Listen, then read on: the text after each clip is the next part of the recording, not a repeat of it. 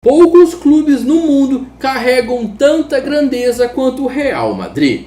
Um time que nasceu pequeno, cresceu em meio a guerras, sobreviveu a crises políticas e formou elencos lendários e se tornou símbolo de vitória, tradição e ambição.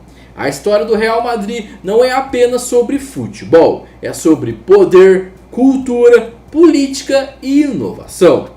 Eu sou o Gonça e hoje você vai conhecer em detalhes como o Real Madrid se transformou no clube mais vencedor da Europa e em uma das marcas esportivas mais valiosas do planeta.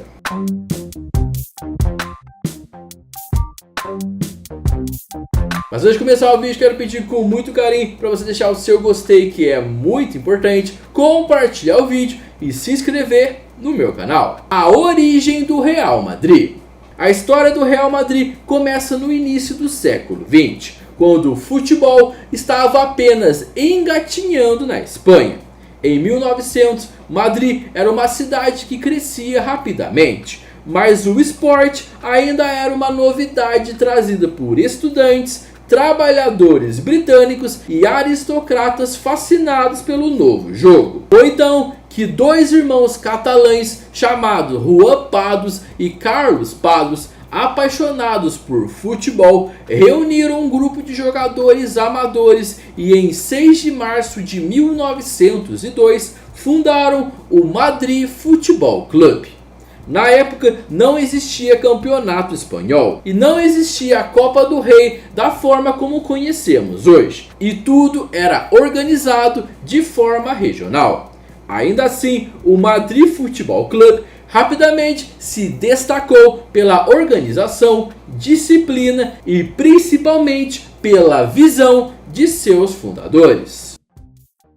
Podemos dizer que o Real Madrid começou sua história como um grande clube. Logo nos primeiros anos, o Madrid FC era conhecido por sua postura disciplinada dentro e fora de campo, sua estrutura mais organizada que outros clubes da própria capital, por atrair jogadores de classe média e alta e por promover torneios pioneiros. Essa organização incomum para a época chamou a atenção até mesmo da realeza. Em 1920, o rei Afonso XIII, impressionado pela forma como o clube representava Madrid, concedeu ao time o título de Real, permitindo que usasse a coroa no escudo.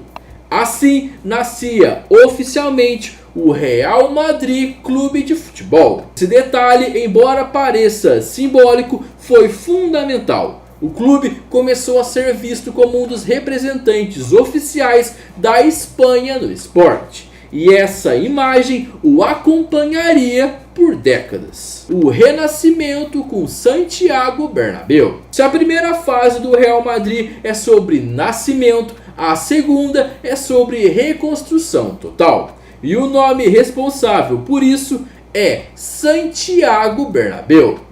Bernabéu chegou ao clube ainda jovem, em 1911, como jogador. Ele foi atacante, capitão, treinador e diretor. Ou seja, ele literalmente viveu o Real Madrid em todas as funções possíveis. Mas tudo mudou após a Guerra Civil Espanhola entre 1936 e 1939. Durante a guerra, o estádio do Real Madrid havia sido destruído. A sede do clube virou depósito de munição e a maioria dos jogadores ou fugiram, ou entraram para o exército, ou abandonaram o futebol. Ou seja, o Real Madrid estava enfraquecido. Porém, em 1943, Bernabéu assumiu a presidência do Real Madrid e nesse momento encontrou o clube com zero dinheiro, zero estrutura, um campo destruído e um país politicamente dividido e em crise. Para muitos esse era o fim, mas para Santiago Bernabéu não era. Bernabéu tinha uma visão inédita. Se quisermos ser grandes, precisamos ter uma casa grande. Com esse pensamento, em 1947, o Real inaugurou o estádio Chamartín, que anos depois seria rebatizado como Santiago Bernabéu. Na época, era o maior estádio da Europa, algo totalmente impensável para a Espanha, devastada pela guerra. Essa foi a primeira grande lição de Bernabéu. Se você constrói algo grande, você pensa grande. E quem pensa grande atrai grandeza. Bernabéu também criou um centro de treinamento, algo inédito para a Europa na época, um departamento de contratações estruturado, uma rede para garimpar jovens talentos na Espanha inteira e uma filosofia de profissionalização total. Ou seja, Santiago Bernabéu transformou o Real Madrid no primeiro clube realmente moderno da Europa. A primeira era de ouro e a ascensão ao topo do mundo. Depois de reconstruir o clube, Bernabéu precisava de algo mais, um time dominante. E ele encontrou o maior jogador de sua geração, talvez um dos maiores de todos os tempos, Alfredo Di Stéfano. A novela Di Stéfano é lendária. Barcelona e Real Madrid disputaram o jogador ao mesmo tempo. A federação interveio, políticos se envolveram e o país inteiro acompanhava. No final, Di Stéfano escolheu o Real Madrid e essa escolha mudou o futebol para sempre. Di Stéfano era atacante, meia, volante, zagueiro, criador e finalizador. Ele literalmente fazia tudo. Ao lado de Di Stéfano chegaram Ferenc Puskás, o canhoto húngaro de chute absurdo, Paco Gento, o ponta mais rápido do mundo, Raymond Kopa, o francês genial e Héctor Real, o cérebro do time. Esse elenco revolucionou o futebol mundial. Em 1955, a UEFA criou a Copa dos Campeões da Europa, a atual Champions League. E quem venceu as 5 primeiras competições consecutivas? Sim, o Real Madrid. 1956, 1957, 1958, 1959 e 1960, sendo a final de 1960 a mais famosa, com um 7-3 contra o Eintracht Frankfurt. Nunca mais na história um clube ganhou 5 Champions seguidos. Esse Real Madrid era tão bom em campo que fora dele ele atraía milhares de pessoas. O time colocava 120 mil pessoas no Bernabéu, jogava com ofensividade absurda, tinha jogadores à frente do seu tempo e era admirado até pelos rivais. O Real Madrid virou um símbolo da Europa moderna. Clubes da América Latina vinham copiar o estilo de jogo e governos estrangeiros convidavam o time para excursões. O Real se tornou o clube mais famoso do planeta, antes mesmo da televisão existir em larga escala. Com Di Stéfano, Puskás e Gento, o Real também venceu seguidas ligas espanholas, e mesmo após a aposentadoria dos craques, surgiram novos ídolos, como Amâncio e Juanito. Eles deram continuidade ao legado, mantendo o clube no topo da Espanha durante os anos 60 e 70. Nos anos 80, uma nova era de ouro doméstica nasceu, agora formada na base.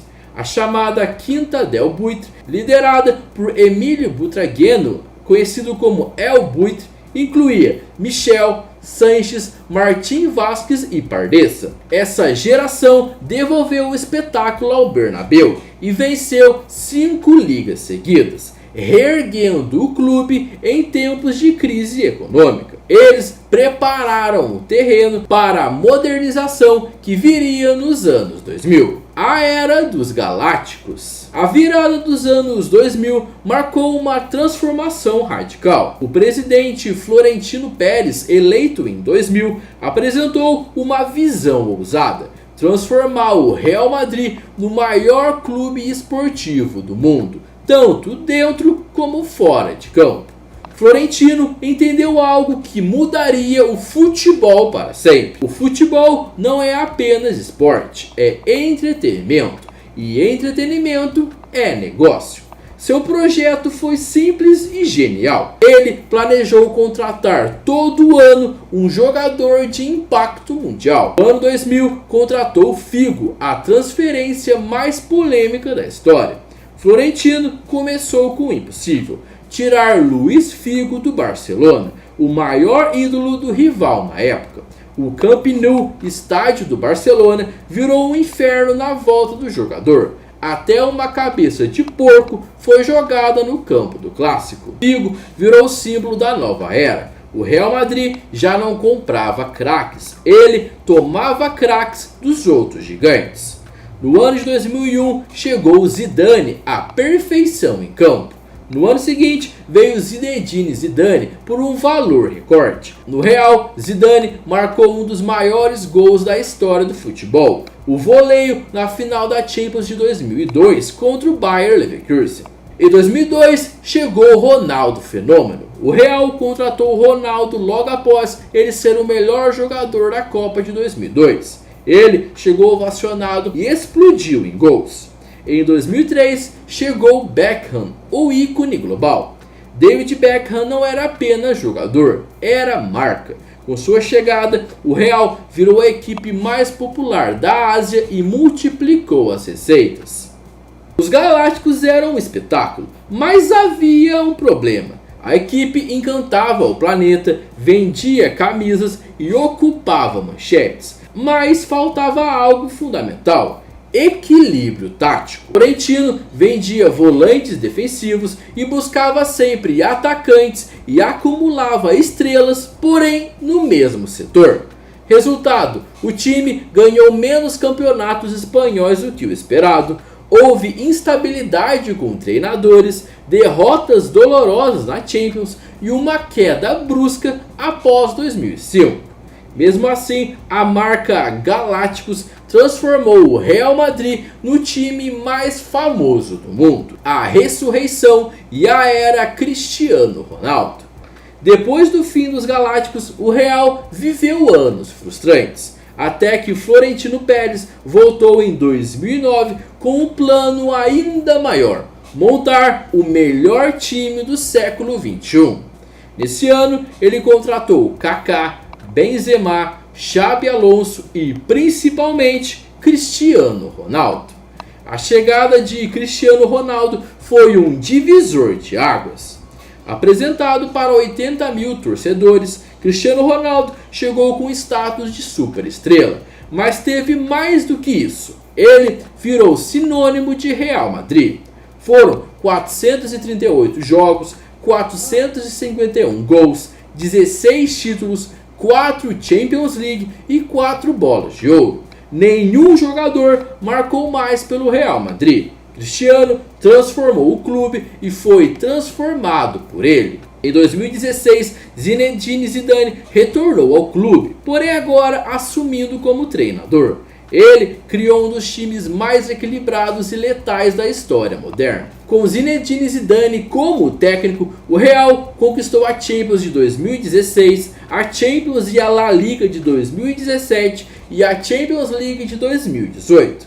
3 Champions seguidas, algo nunca visto no futebol moderno. Na era Cristiano Ronaldo, outros jogadores tiveram um grande destaque, como Sérgio Ramos, Modric, Marcelo, Benzema e Bale.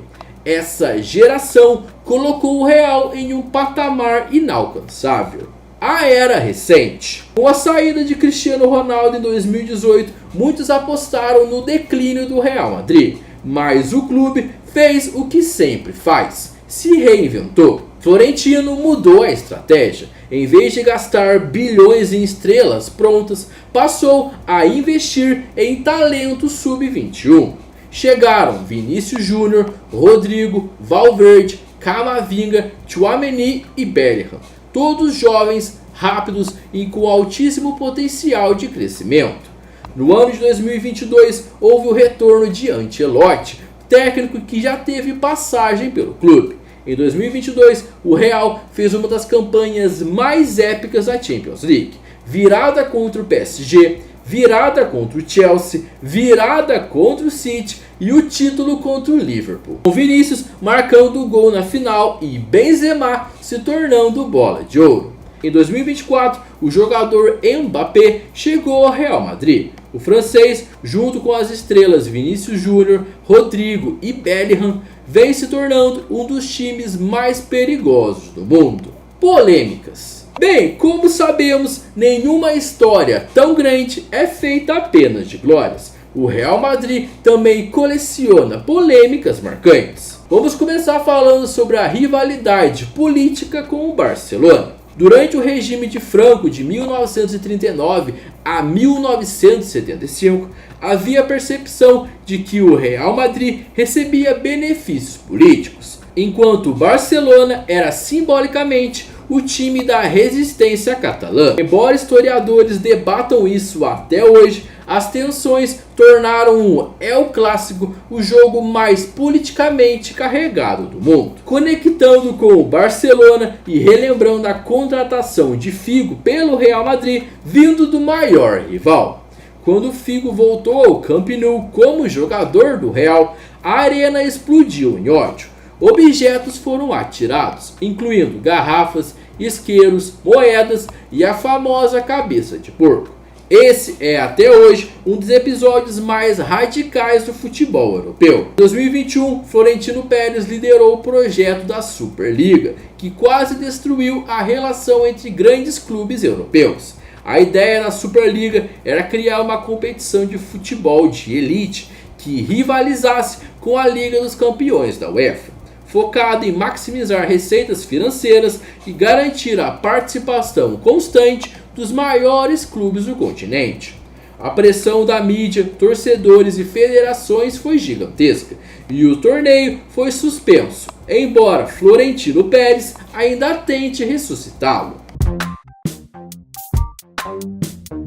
O Real Madrid é se não for o maior time do mundo. E quem diz isso são os próprios números. Nesse vídeo nós vimos que a história das glórias do time vieram desde o começo. E mesmo com problemas, guerras e polêmicas, o time continuou no topo do mundo. Mas agora quero saber de você. Qual a sua opinião sobre o Real Madrid? Você torce para o time ou você não gosta dele? Deixa aqui nos comentários qual a sua opinião sobre o Real e também deixa o nome de algum outro time que você queira conhecer a história. Bem, mas esse foi o vídeo de hoje. Se você gostou do vídeo, quero pedir com muito carinho para você deixar o seu gostei, que é muito importante. Compartilhar o vídeo com a sua família, com seus amigos, aquela pessoa que você sabe que é torcedora do Real Madrid e que vai gostar de conhecer a história do time. Se você não for inscrito no meu canal, seja muito bem-vindo. Se inscreva no meu canal e ative o sininho das notificações. E antes de ir embora, dá uma olhada em mais vídeos que eu tenho aqui. Eu tenho certeza de que você vai gostar de mais algum vídeo. Bem, mas esse foi o vídeo de hoje. Muito obrigado por ter assistido o vídeo até o final e nos encontramos no próximo vídeo. Valeu, tamo junto e...